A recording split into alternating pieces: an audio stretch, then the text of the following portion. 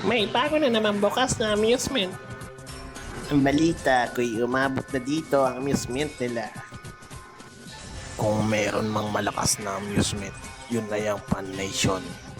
Kung ganoon, ipakita mo sa akin ang 3 ulat ng bawat amusement kasama na ang kinikita nila buwan-buwan. Sige, ipapakita ko sa iyo ang buong ulat kasama na yung kinikita nila.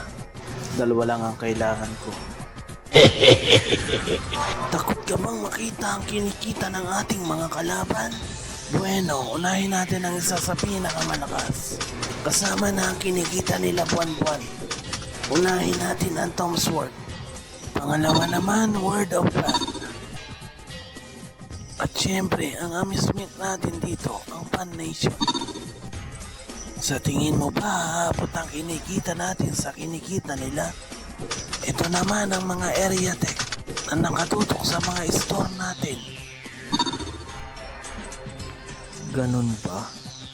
Bueno, sa loob ng ilang buwan, ang lahat ay magbabago at ang ibang machine ay mapapalitan.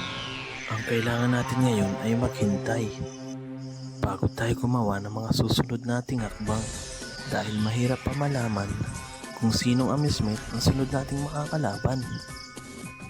Anong sabi mo? Ibig sabihin ba ganoon kalakas ang Tom Sword at Pan House?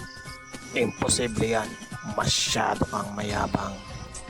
Huminahon ka, General Sashi. Hayaan mo siya sa kanyang opinyon. Humanda ka, Dennis. Tudurugin kita.